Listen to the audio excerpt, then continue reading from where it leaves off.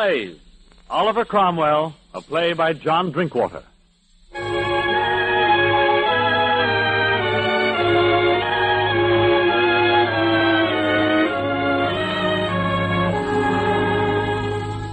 The National Broadcasting Company presents Great Plays, a series of famous plays selected to show the development of drama from the sunrise performances in ancient Athens down to the contemporary theater. We are privileged to have with us Mr. Burns Mantle, outstanding American drama critic and known throughout the country for his yearly volume of Broadway's best plays. He will act as commentator at today's production of Oliver Cromwell. Mr. Burns Mantle. John Drinkwater, English poet and playwright, died 2 years ago. He was 54 years old and was cut off from life while he still was following the ascending curve of creative production. We in America remember him best for the historical drama Abraham Lincoln. First, because it was an eloquent stage adaptation of 6 of the major crises in Lincoln's life, and second, because it came as a bit of a shock to us that we, blessed with playwriting talent and a little boastful of our native alertness of mind, should have had to wait for an English dramatist to do right by one of our greatly beloved heroes. We remember Drinkwater, too, as the author of a farce called Bird in Hand. That, to the surprise of many of us, including the author, ran on and on until it had played for 500 performances in New York alone. He was one of the favorite lecturers of our women's clubs, and you of the little theater groups will remember him as a distinguished founder of your order. For years after he had left Oxford High School, he struggled between the common sense that told him that he should go on being an insurance agent, which was his job for 12 years, and in which he was quite successful, and his love of the theater, which was his hobby. He was one of the first to work with Barry Jackson, a sort of youthful Otto Kahn of Birmingham, in the formation of a group that became the Pilgrim Players, and finally the Birmingham Repertory Theater, where Abraham Lincoln was first produced. In this company, John Drinkwater did a little bit of everything, from painting scenery to selling tickets, as many of you have done. He thought some of being an actor and did, in his time, play several parts. In New York, when the play was done here in 1919, with Frank McGlynn as Lincoln, Drinkwater was the chronicler. With the success of Lincoln, Mr. Drinkwater decided to specialize in historical drama. He wrote The Life of Mary Stuart in 1922, and in 1923, that of Oliver Cromwell, which is our play today. The players today include William Podmore as the Oliver Cromwell, Alfred Shirley as Charles I, and Florence Malone as Cromwell's mother.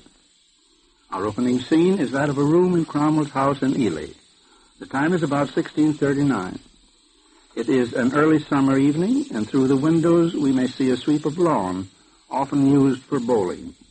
Cromwell's wife, Elizabeth, a somewhat testy lady of middle years, is sitting at a table sewing.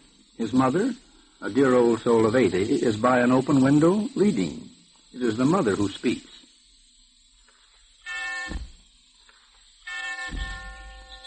Oliver troubles me. Restless like this. He says that the time is uneasy and that we're part of it. What time is John coming?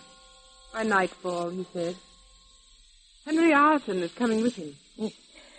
John Hampton is restless, too. He excites the boy.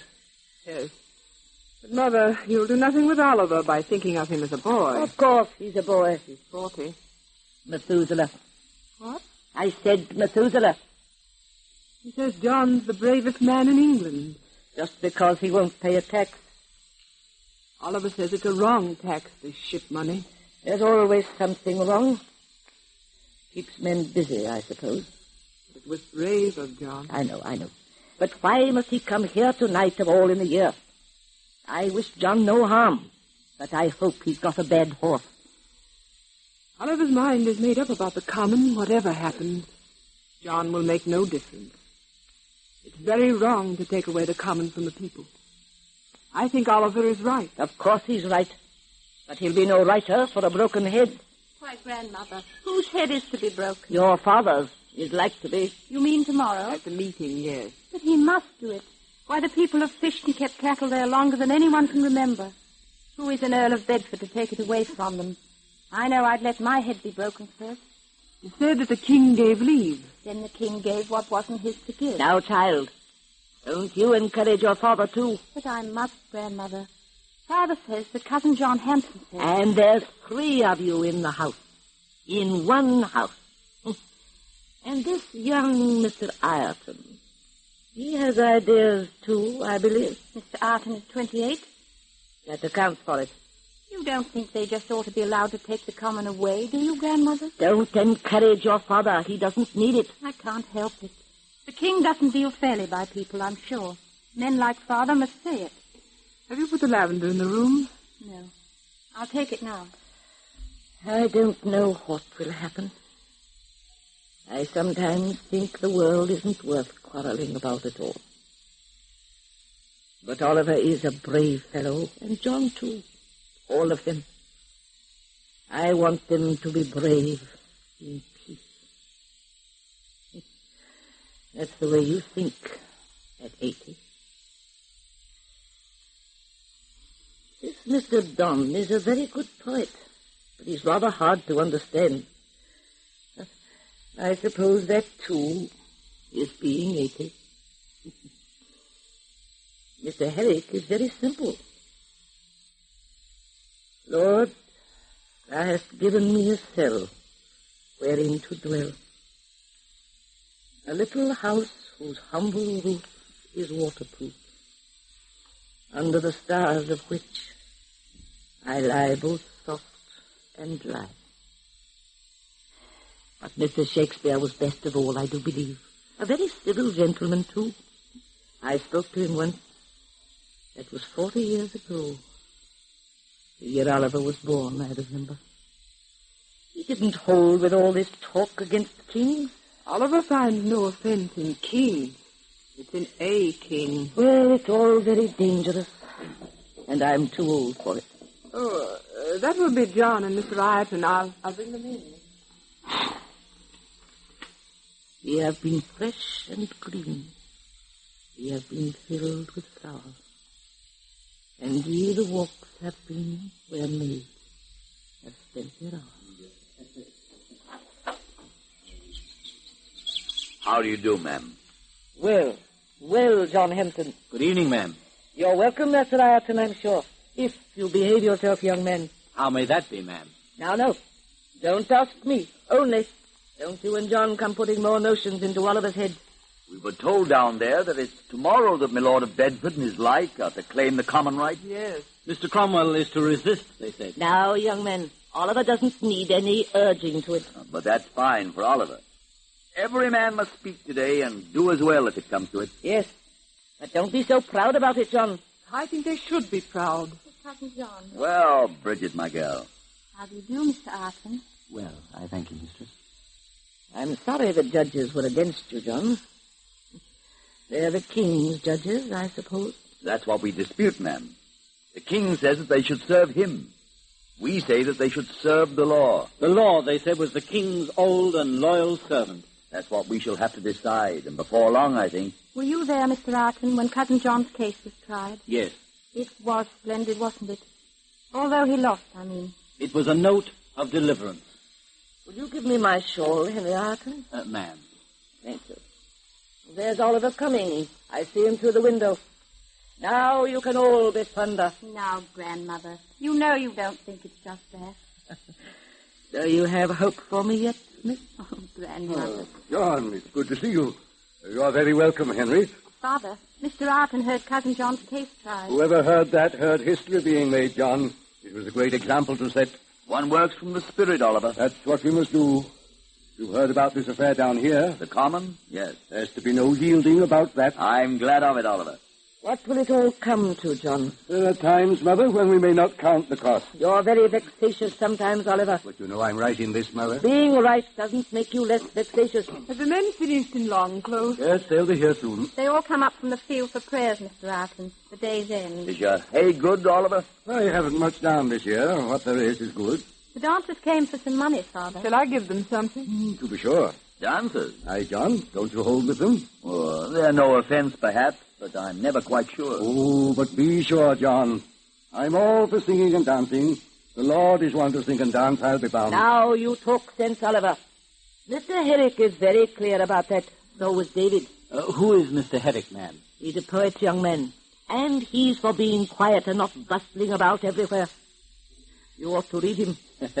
Do you know Mr. Herrick's work, Mr. Hampden? Oh, I've nothing to say against that, though it's not very serious. Don't be silly, Mr. Hampden, if you'll excuse me for saying so.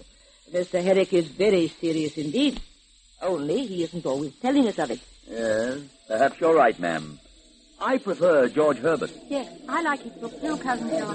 Well, it's no bad judgment to stand for Mr. Herbert, only I won't have nonsense talked about Mr. Herrick. Are you ready, Oliver? The men from the farm are gathering on the lawn. Yes, I'm ready. Brethren in God, at the end of another day's labor, we are met to praise him from whom are the means to labor and its reward. The Lord God walks at our hand. May we be as brothers always, one to another, and may we serve him to serve whom alone is wisdom. In Jesus Christ's name, amen. All people that on earth do dwell. All people that on earth do dwell, sing to the Lord with cheerful voice. Incense with fear his praise foretell.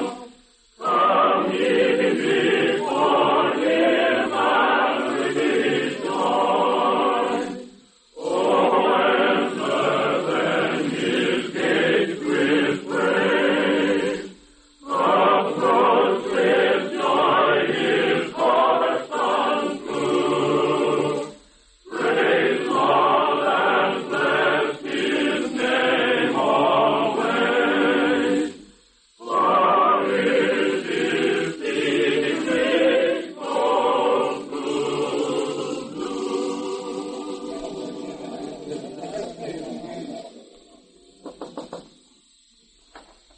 Is this Mr. Oliver Cromwell? It is. What do you want? May we come in? Why, yes. What have you to say? It is said that you will oppose the proclamation tomorrow. Assuredly. The Earl of Bedford and those with him have not drained these commons for nothing. Well, They have earned the right to be proclaimed tomorrow. by whose will? By the king. These rights of pasture belong to the people. It is within no man's powers to take them away. The king decrees it. I know that these rights are the people's above any earl or king whatsoever. The king is to defend our rights, not to destroy them. This is plain treason. It is plain sense. What will you do? Tomorrow you will proclaim these rights from the people to my Lord of Bedford. Tomorrow I shall tell the people that I alone, if needs be, will oppose it. These people of Ely shall speak through me. They shall enjoy every foot of the land as long as I have a word or a pound left for resistance. You are very arrogant, Mr. Cromwell. There are lessons to be learned. Aye, there are lessons. I do not speak to you, but to your master, to the king himself, if it comes to that. We folk of Ely will use our commons, and let the Earl of Bedford keep within his own palings. There are lessons, say you. This is Mr. John Hampden. Will you speak to him of lessons? Mr. Hampden's ship money will be a king's lesson, I tell you. You should tell your masters all that you see and hear.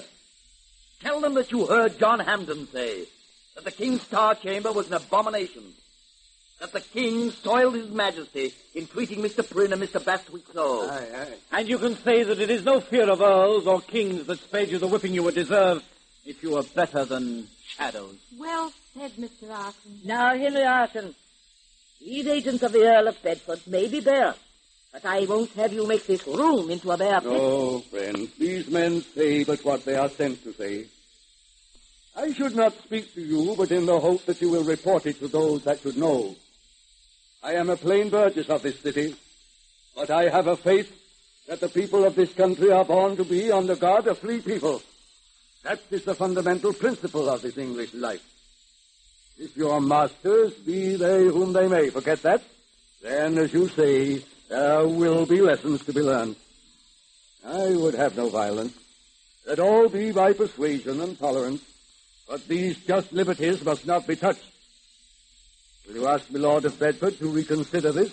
His lordship will reconsider nothing.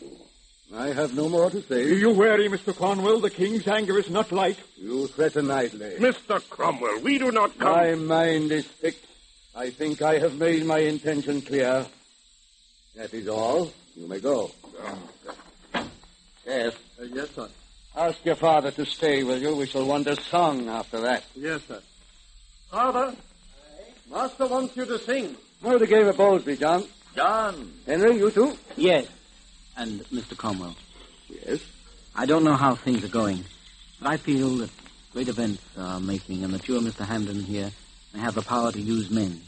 If it should be so, I would be used. That's all. John's the man. I'm likely enough to stay the rest of my days in Ely. I don't think so, sir. No? Well. Glass of sherry, John, or gin? Sherry, Oliver. Henry? Sherry, thank you. Amos? I believe I have a pot of ale about, sir. It might be. Yes. Bridget, get some ale. Yes, Father. Oliver, boy, you are quite Yes, right. Father. All that you said to those men, I don't approve, mind you, but you were quite right. Thank you, Mother. I knew you would think so. I wonder what will come of it. You never know once you begin like this. No, you never know, wife. There are lessons to be learned. That's what they said. Here is your ale, Amos. Thank you, Miss Bridget. Freedom, John. Freedom. Now, that's good sherry.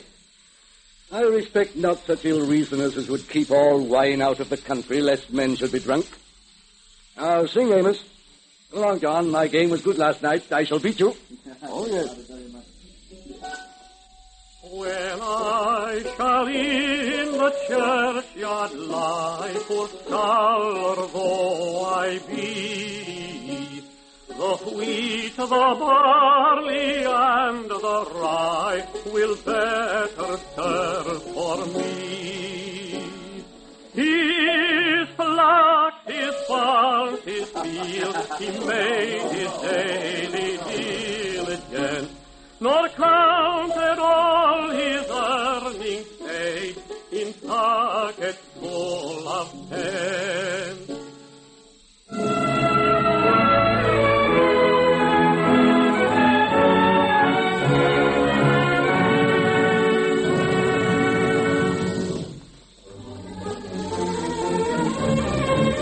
We have skipped 3 years and have come to the meeting of the House of Commons in 1641. Cromwell, Ireton, and Hampden are seated close to the Speaker. The spirit of rebellion has grown apace. It is now past midnight, but the House is still in session. At the moment, we are listening to the remarks of a member speaking to the question of the passage of a remonstrance of the people. That the grievances set out in this remonstrance now before you are just is clear. The matter has been debated by us these 8 hours, and none has been able to deny the wrongs which are here set forth. But we must be wary. The king is a king, a necessary part of the government of this country. To pass this remonstrance can be no other than to pass a vote of no confidence in that king. Our liberties must be looked to, but there should be moderation in this act. We must defend ourselves, but we must not challenge the king's authority so. Mr. Hampden rises. My friend, I think, is deceived. This remonstrance is not against the king. It is from the people of this country against the policy. We desire no judgment. All we ask is redress. I think the king hardly knows the measure of his wrongs against us. This remonstrance has been drawn with all care. Not only is its intent free of blame toward the king's majesty and person, but it can, I hope, be read by no fair-minded man in the way that my friend fears. Sir, this is a day when every man must speak the truth that is in him, or be silent in shame and forever. Mr. Hampden is my kinsman, but I do not read this occasion as he does, nor, let me say, do I fear it, as does our friend who spoke before. That gentleman pleads that this remonstrance is a vote of want of confidence in the king. Mr. Hampden replies that it is no such vote. I say to you that it is such a vote, and that I would pass it with all my heart. Sir, this country The spirit of man in this country has suffered grievances too great to be borne. By whom are they laid upon us? I say it is by the king. Is a man's estate secure to himself? Is there not ship money? Mr. Hampden can tell you. Is not that the king's affair? Is there not a star chamber? Ask Mr. Prynne and those others.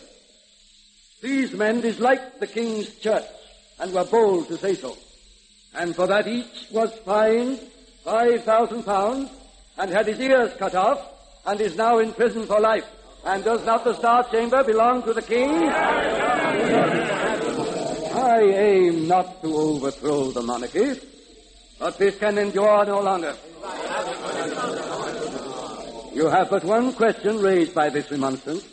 Is England to be governed by the king or by elected representatives of the people?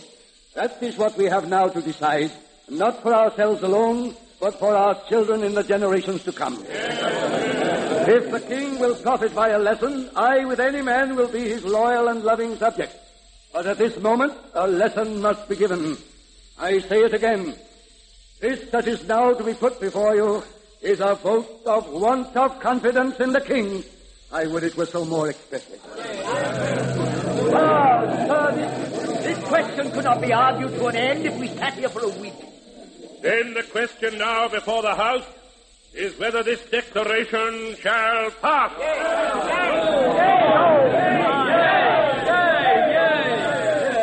I think the yeas have it.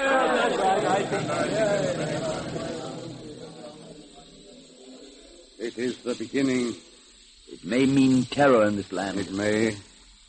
But the country must be delivered.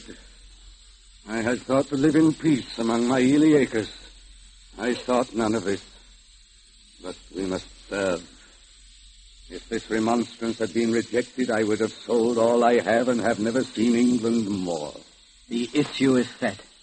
We may have to spend all that we have. Our goods, our peace, our lives. We must be diligent among the people. It is the Lord's will. I can speak for many in Nottinghamshire. They will be needed. I can spend £1,000 on arms. Arms. Yes. If it must be. But God may spare us. No, madam, you can't go in there without permission. I assure you. Father, I went to our lodging and learned that you were still here. But what is it, daughter? Amos here. We had to come. Well, My boy. There, I can't tell. Yes. You know he came to London last year. yes. It seems he was in a tavern here one evening, and they were talking about ship money. Seth said it was a bad thing, and he spoke of our cousin Hampton. He remembered Mr. Hampton when he was at Ely, sir. He said cousin John was a great patriot because he wouldn't pay. The king's spies were there. Seth was taken. He got a message sent down to Amos. It was to be a Star Chamber matter. There wasn't a better lad in the Shire, sir. What has been done? We don't know. I brought Amos up at once to find you. They'll not have hurt him, surely. What will they do? Can't it be stopped? That's it. Yes, sir. Have you heard any Star Chamber news in these last days? Nothing out of the way, sir. A few croppings and brandings. Any names? Jolly Boy was one. Lupton there was, two. He was cropped, both ears. Said a bishop was a man. That was blasphemous. A fellow about ship money. That was savage. Tanner, his name was. Yes, but not Seth. It wasn't Seth, Tanner. Tanner was all I heard. What did they do to him? It's not proper hearing for your sort. But they let him go. What was it the girl has heart enough? Both thumbs, both ears, the tongue, and a T on the forehead. It wasn't Seth, sir. It couldn't be Seth. Not like that. He was the beauty of the four parishes. Was he something to do with you, sir? There is a boy, Seth Tanner, we have to care for. Because I made bold to take him in. He was dazed, as it were. Didn't seem to know where to go. Could we see him? Nay, it's no place to take you to. But I'll fetch him if you will. He doesn't sleep. Do then. It's not my Seth, is it, sir? Not his tongue and a bloody T. They who would know how he could sing. And he looked like Gabriel in the books. Shall we go, Oliver? No. Let us all see it out. Father, it's horrible. They don't do things like that, do they? Dumb. And the bloody T and the thumbs. Oh, it's some other poor lad. There he is, sir. Seth, boy. There. No. Take him, Bassett. Yes, sir. Care for him as you can. You get a surgeon for him. Here's money. Yes. A bloody T on his forehead and damn. Oh, curses on the king! Take Amos to our lodging, daughter. Go with him, Ivan. I'll follow. Yes, John, you are my best beloved friend. I praise myself in that more than in most. I call you to witness. Seth is the symbol. Before God, I will not rest until all that it stands for in this unhappy England is less than the dust. Amen. Amen. 2 o'clock in a stormy morning. 2 o'clock in a stormy morning.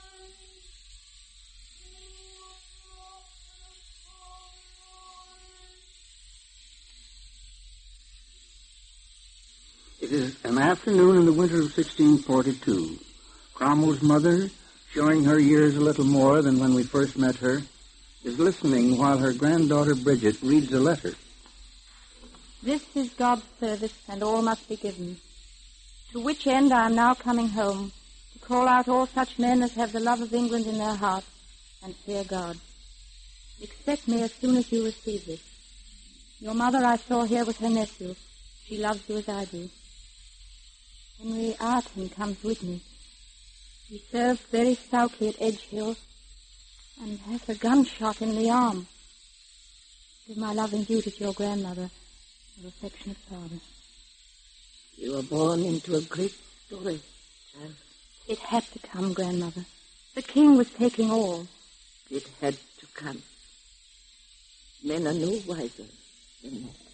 But you do think father is right. Yes, child, yes. He could do no other. That's his tribute to necessity. He will pay it greatly, we may be sure. Oh. Yes, here they are. Well, Mother. Bless you, son. How do you do, Henry Arton? Ma'am. Is it Colonel Arton yet? No, ma'am. Soon, Mother. He is marked. Is the arm... Oh, no, nothing. The mayor has not come yet? No, you expect him? Yes, we must work at once. That may be the mayor. I will bring him. Elizabeth sends her devotion to you, Mother. Thank her truly. Well, boy, it has begun. We must dispute it to the end now. May England prosper by you. With God's help. Amen. Here is the mayor, Father. Welcome, Mr. Mayor. Your good day, Captain Cromwell. Ma'am. Sir. Will you sit? At Edgehill in Warwickshire, I hear. Yes. The issue was left uncertain, it said. Of that battle, yes, but I think the issue was decided there when some few of us learned what must now be done. I will have you send a summons to all the people of this town and countryside. Bid them meet 2 days hence in the marketplace at noon. An army is to be made. We must make it. We have no help with our own hands. Will you send out this summons? It shall be done this hour. My service, please. Good day, and thank you.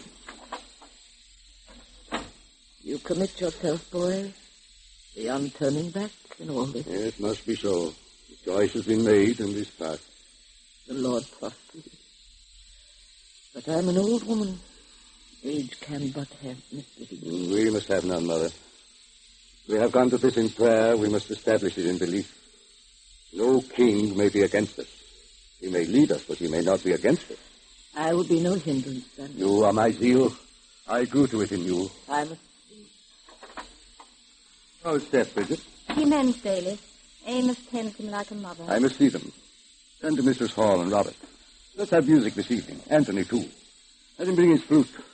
There's good music here, Henry. Robert Hall sings beautifully. Will you sing, too? I expect so. I once tried to learn the flute. It was no good. Was it very terrible at Edgehill? Yes. Were we rarely beaten? No. A few saved us from that. Were you one? Your father was chief among them. Was he? You know what is coming. Yes. I see it. We shall live with danger now. It may take years. Many of us will not see the end. We are no longer our own. These are the best crusades. To be called thus, to be led by such a one, I know your father will direct it. He must be the man. We must give all truly. It is little enough, Bridget. Yes. You promised I might speak again, you said. Yes. Will you wed a man so dedicated? The more for that. Yes, Henry. Maybe tell your father now. Yes, if I can but help you to serve. You shape my service. In you shall all the figures of my service dwell. Will he take this kindly? Surely. He loves you. He has said it often. Here he comes. Father. Father Henry Arton has to speak to you. Eh? Yes, Mr. Cromwell. Oh, quite so. Mr. Cromwell, that's very interesting now, isn't it? By your leave, I would marry Bridget. I dare say. You'd be very foolish, young man else. What of Bridget's leave? He has that. I should think so, too. Well? You consent? I could do nothing more gladly. You have chosen well, both of you. I rejoice for you. But you must wait until this business we have in hand is gathered up a little. Yes, Father. It is better so. Let your mother know of the betrothal. I'll write as well. Tonight. Seth would like to see you, Henry. Shall we go? Yes.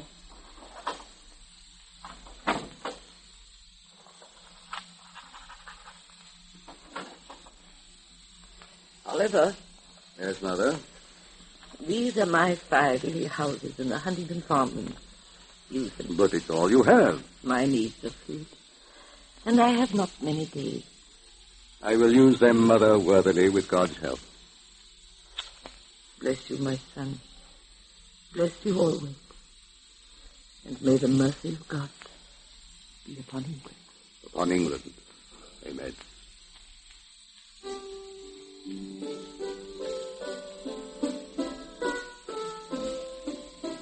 Mr. Laws makes beautiful music, Oliver. Yes, Mother.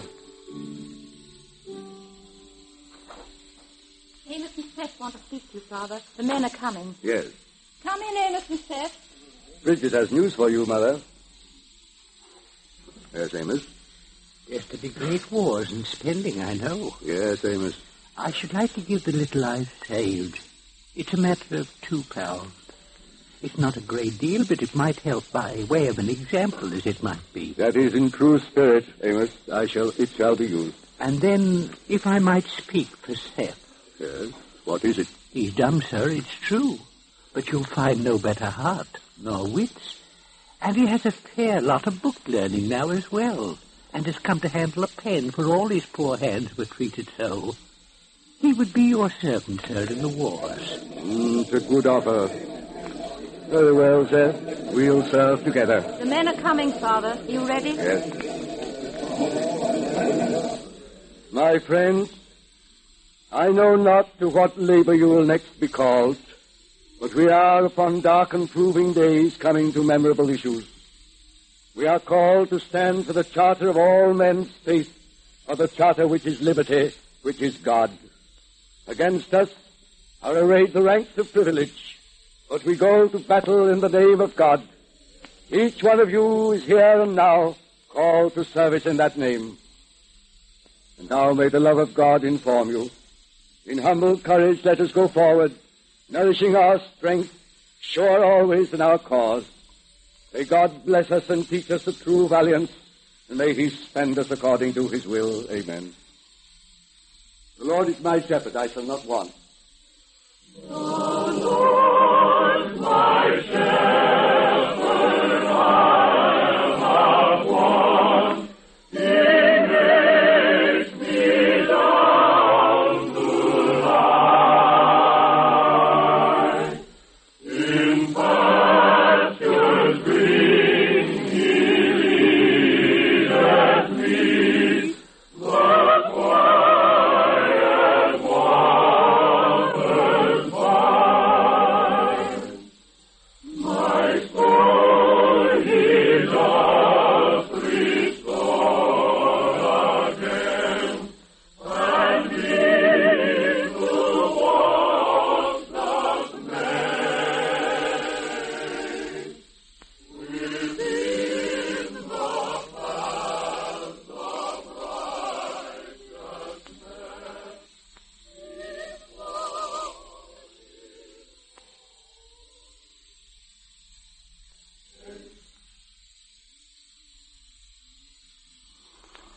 It is the night of July 14, 1645.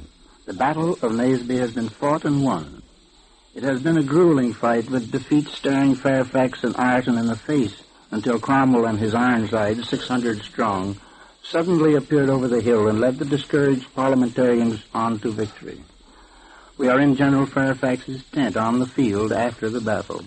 Ireton, severely wounded, is being attended by physicians. Cromwell, battered and bandaged, is standing by his couch, anxiously awaiting the surgeon's report. It is not mortal. You are sure of that? He's hurt grievously, but he'll live now. The danger is gone? Yes, but it will be slow. Whaley, there. In God's name, man. Tell Sylvie to be down under General Cromwell. There's not a minute to lose. God is our strength. There, my son. Breathe. It is well. Oh. How is it, Oliver? Out there. They are scattered. Scattered. Right to Bridget. Yes, it is done. Oh. Read it to me. My dearest daughter, this in all haste. We have fought today at Naseby. The field at all points is ours. Henry is hurt, but he is well attended, and the surgeons have no fear. He has great honor today for himself and for us all. He loves you. He loves you. Oh. You're right, Chesterton. You must speak very quiet. The Speaker of the House of Commons of Westminster. Sir, this for which the General advises you is none other but the hand of God, and to him alone belongs the glory wherein none are to share with him. I wish this action may beget thankfulness and humility in all that are concerned in it. He that fences his life for the liberty of his country, I wish he trust God for the liberty of his conscience, and you for the liberty he fights for. In this he rests, who is your most humble servant. From the camp at Naseby Field in Northamptonshire. Praise the Lord, all ye nations. Praise him, all ye peoples. For his merciful kindness is great for us. They sing well. Winter. Yes, sir? Go to General Peyton. Tell him to keep 3 troops of horse 4 miles down the Leicester Road there.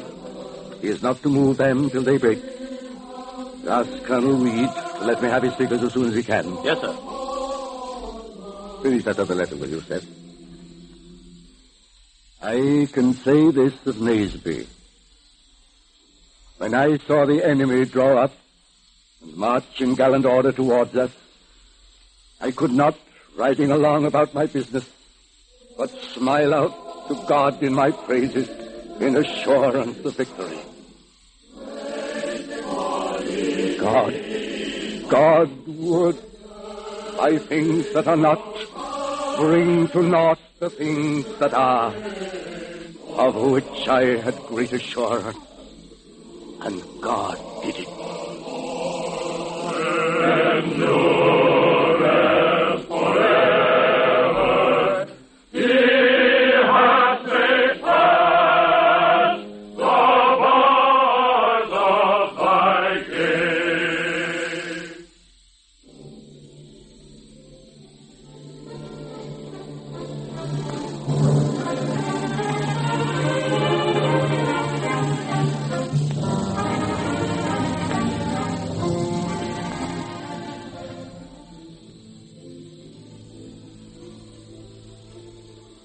Two years after the Battle of Naseby, King Charles and his army are prisoners to the Cromwell forces. Though a prisoner, Charles is still treated as a king. Neither Parliament or the army can decide exactly what to do with him.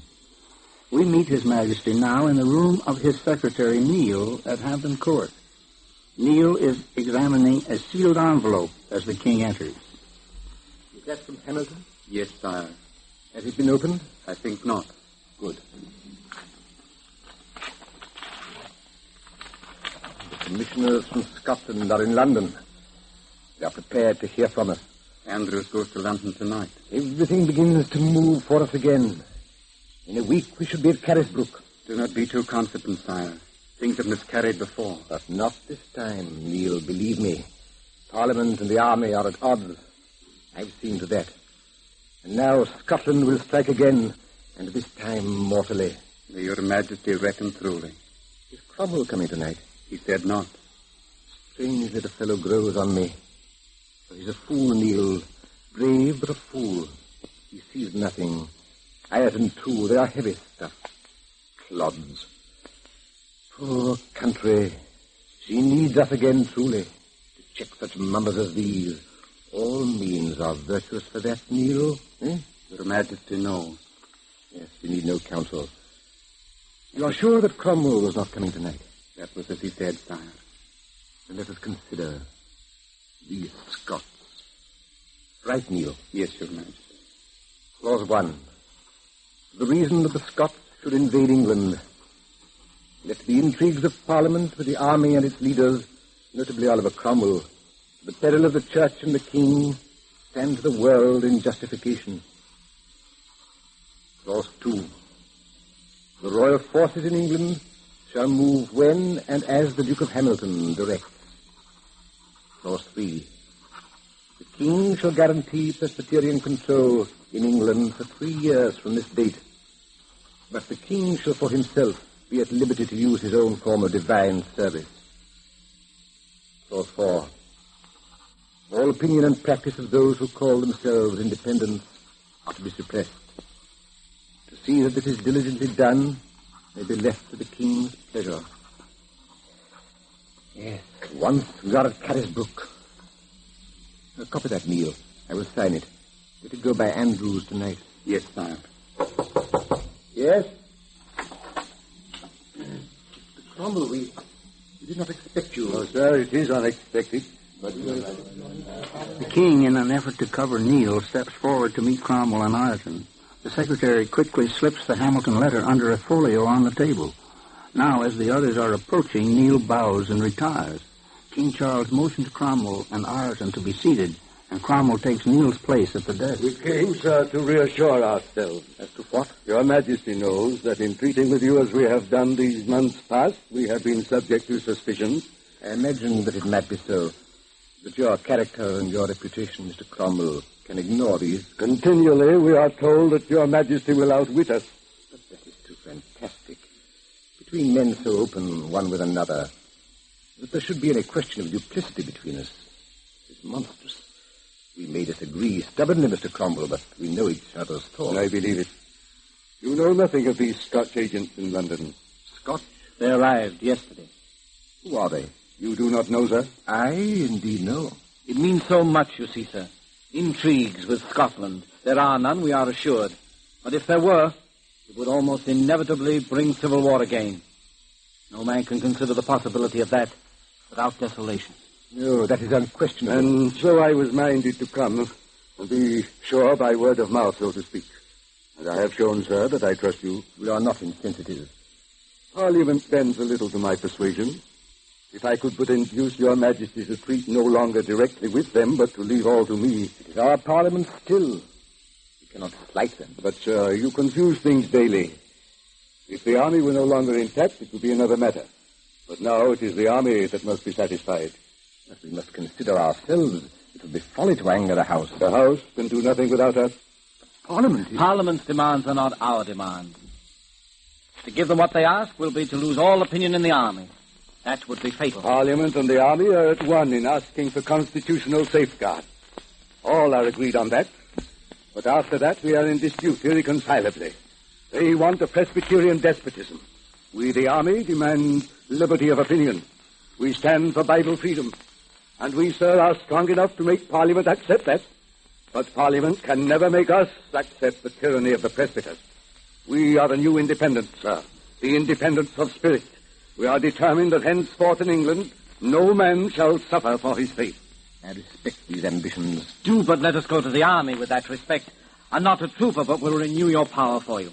Power a little cropped, Mr. Ireton? No, sir. Enlarged. I could take all. I do not want it. I want to restore your fortune. to give you back a regenerate kingship. Will you take it, sir? It is of love I offer it. Love of England, of your great office. Men should be proud to call you king, sir. Let us together make Charles Rex the noblest name of Christendom. You're very patient. To great ends. Why do you deliberate, sir? What invention is needed? All is so plain. And many wish you disaster. We do not fear disaster. But I offer you an ascendancy undreamt of. You offer much, and it should prosper. Or I think so. But I must consider. One has old habits not easily to be put by. One grows to kingship thus or thus. The manner does not readily change. But I will consider it. Time presses? Yes, but a day or two. Say 3 days. 3 days, then, sire. I brought your Majesty this miniature. It is newly drawn by Mr. Cooper. Very decisive in line, sir. Yes. A little heavy there in the nostril, perhaps. But good, very, very. I'm told that Van Dyck admires him. I've heard him say so. Very generous of him. The methods are so different. Van Dyck draws marvelously in sanguine. Let me show you this. Now, that approaches any of the masters, I think. Good, good. Yes, excellent. Yes. There's great dignity here. Cromwell has picked up the drawing and with it the folio case to give it a firmer backing. King Charles starts to reach for the exposed letter but changes his mind. Cromwell, about to put the drawing back, glances casually at the letter. What he sees gives him instant pause. A moment later, his face flushed, he turns and looks fixedly at the king.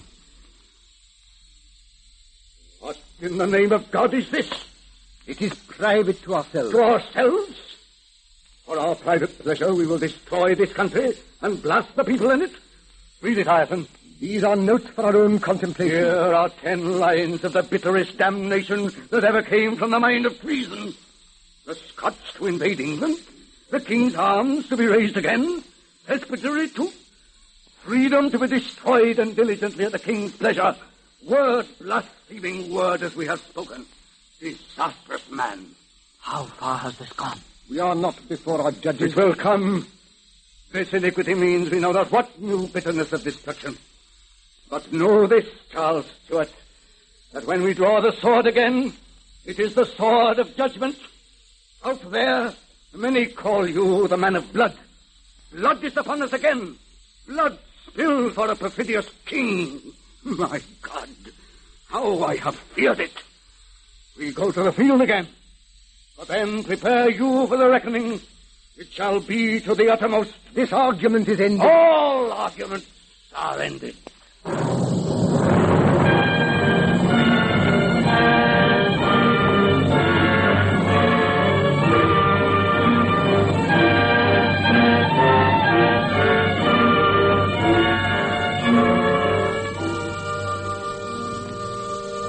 It is the day of King Charles' execution, January 30, 1649. In Cromwell's London house, Bridget Cromwell has run into the living room and raised the window, calling to her mother. From the near distance, we hear the roll of muffled drums. Mother! Yes? It's the king. He's passing down Whitehall. Don't look, child. I can see nothing but the pikehead. The people seem very still. You can hear nothing but the drums. Oliver is just sent from Whitehall for his great coat. I've sent Beth with it. The king has just passed, Grandmother. He's gone into Whitehall. Men will pity him. He had no pity. Do you think Father is right, Grandmother? Saying that it had to be so. Yes, I do think so. Kings should love, too. When your father wanted to give him back his throne, a little simple honesty in the king would have saved all. But he could not come to that. The drums have stopped. Is Henry with your father? Yes. What is the time? Nearly 1 o'clock. It must be past 1. Oliver will be the foremost man in England. Henry says he could be king. That he would never be. I know. He will have to guide. Oh. Don't you wish it could have been done without this, Grandmother? When the world labors in anger, child, You cannot name the hour. But Henry thinks it is right to. If this be wrong, all was wrong. Yes. Thank you, Grandmother. That is what I wanted. It was necessary. Henry meant to come back before the end, didn't he? He said so. It's very cold. I think it will snow again. What are the drums beating again for? Perhaps. I don't know. Will you have another shawl, Grandmother? No, thank you. Has anything happened? Not yet. In a minute or two. At 1:30. It's 3 minutes yet. Is Father there? Yes. Not alone? No, Fairfax and Harrison. 5 of them. The king. Very brave, I suppose. Yes. That was inevitable. We are old campaigners. Oliver says that he has been noble since death was certain. Yes. If he had but lived so. He made life ignoble. He would have made it ignoble again. And always. He was a king. And he despoiled his people. And that is, king must perish.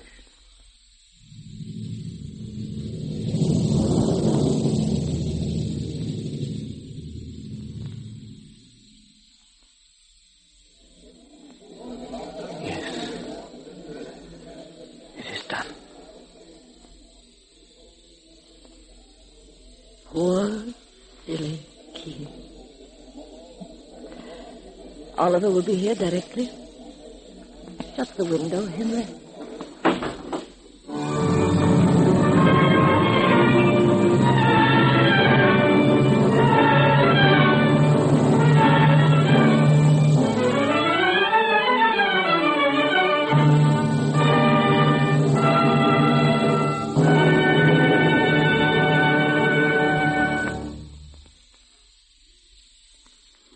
6 years later at Whitehall, where Cromwell has lived since being made protector, his mother is dying. She is 94 now. Elizabeth Cromwell is standing by the dying woman's bed. She reaches down to smooth the pillow. Yes. Is that comfortable? Yes, my dear. Most comfortable. Bridget is coming now. I must go down to Cheapside. Very well. Bridget is a good girl. I may be asleep before you come back. Good night. Good night. Bridget. Yes, Mother. When you come, I'm going now. Shall I read, Grandmother? Yes. Just a little. Mr. Milton was reading to me this afternoon. He's just begun a very good poem about Satan and the fall of man. He writes extremely well. But I think I should like to hear something by that young Mr. Marvin. You'll find something of his in that book. Meanwhile, the mind from pleasureless withdraws into its happiness.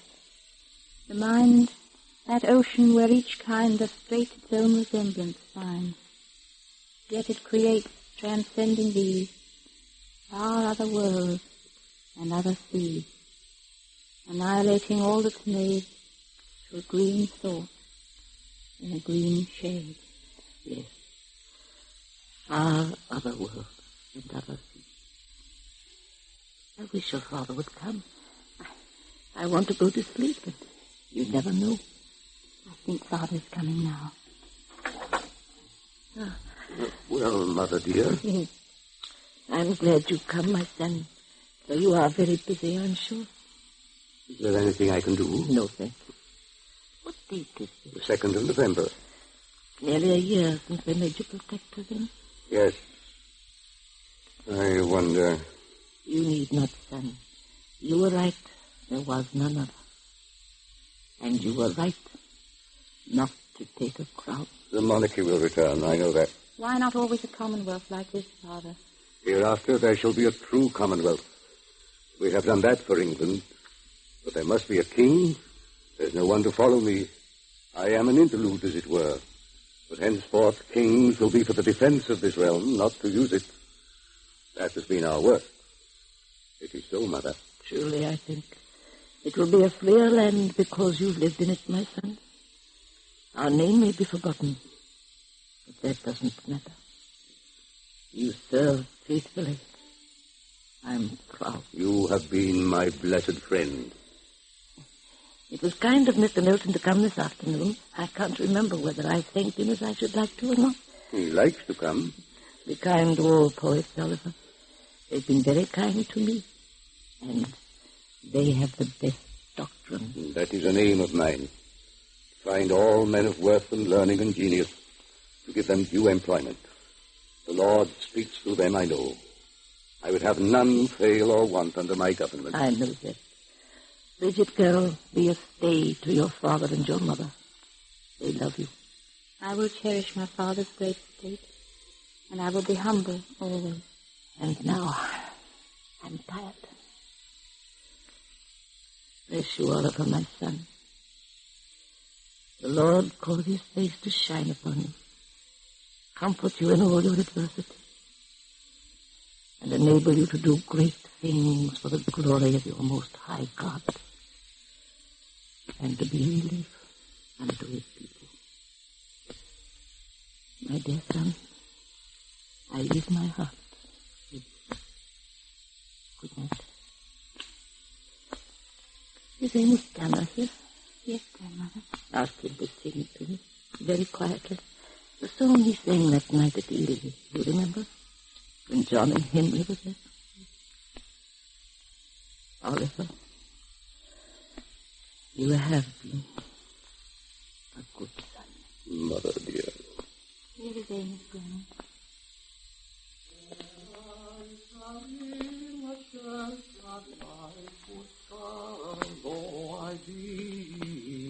The wheat, the barley, and the rice will better serve for me. How quietly she sleeps. Daughter, we must be loving one with another. No man is sure of himself ever. He can but pray for faith. Father, you have done all that a man might do. You have delivered England. I have said a word for freedom, a poor, confused word. It is all I could reach to. We are frail with our passions. We are beset.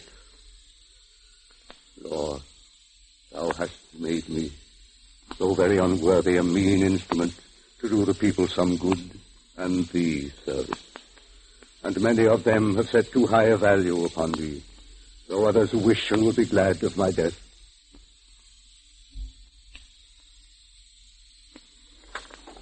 And so we leave the high-minded Cromwell, still seeking guidance from the God whose problem child he had been for many turbulent years. Next week we shall cross the Irish Sea and take up a popular comedy written by Lennox Robinson, pioneer leader of Ireland's Abbey Theatre.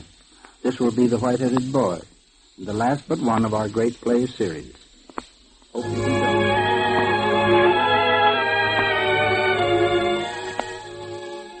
Today's performance of Oliver Cromwell by John Drinkwater was adapted and directed by Charles Warburton.